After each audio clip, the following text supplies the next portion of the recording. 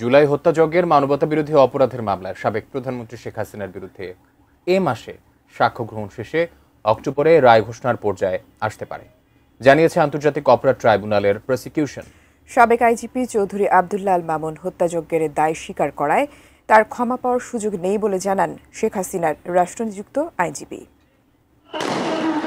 জুলাই আগস্টের মানবতাবিরোধী অপরাধের মামলায় ক্ষমতাচ্যুত প্রধানমন্ত্রী শেখ হাসিনা, সাবেক স্বরাষ্ট্রমন্ত্রী আসাদুজ্জামান খান কামাল সহ ৩ আসামির বিরুদ্ধে আন্তর্জাতিক অপরাধ ট্রাইব্যুনাল ১-এ এ পর্যন্ত সাক্ষ্য দেন ৩৫ জন সাক্ষী। ৩৬তম সাক্ষী হিসেবে গত মঙ্গলবার একাদশ দিনে ট্রাইব্যুনালে সাক্ষ্য দেন এই মামলার রাজসাক্ষী হওয়া আসামি সাবেক আইজিপি চৌধুরী আব্দুল্লাহ আল মামুন। সাক্ষ্যে তিনি জুলাই আগস্টে নিহত আহতদের পরিবার, দেশবাসী ও ট্রাইব্যুনালের কাছে ক্ষমা চান। জবানবন্দিতে আরও জানান, সাবেক প্রধানমন্ত্রী শেখ হাসিনা ও স্বরাষ্ট্রমন্ত্রী আসাদুজ্জামান খান কামালের নির্দেশেই মারণাস্ত্র ব্যবহার করে এই নৃশংস হত্যাযজ্ঞ ঘটেছে।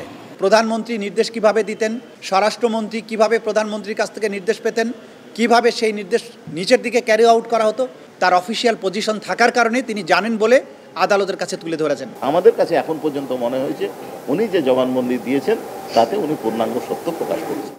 বৃহস্পতিবার তাকে জেরা করেন শেখ হাসিনা ও আসাদুজ্জামান খান কামালের পক্ষে রাষ্ট্রনিযুক্ত আইনজীবী আমির হোসেন। আমার আসামির দয় তারা কোনো অপরাধ করে না, তারা কোনো হত্যার সঙ্গে জড়িতও ছিল না, তারা কোনো নির্দেশও দেয় না। আইজিপি সাহেব নিজেকে নির্দোষ প্রমাণ করার চেষ্টা করতেছেন। আমার জেরার মাধ্যমে এইটা আমি আনার চেষ্টা করতেছি যে আইজিপি সাহেব নির্দোষ না, অতএব তিনি ওনার স্বীকারোক্তি অবস্থা থেকে উনি নিষ্কৃতি পাইতে পারেন না।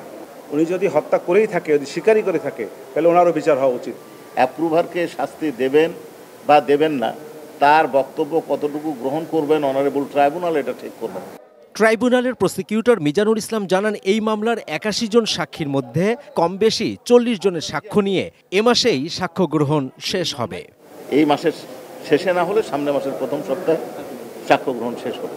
তারপরে ট্রাই কবে হবে এই সিদ্ধান্ত honourable tribunal. Javed Akhtar, ATN news, Dhaka.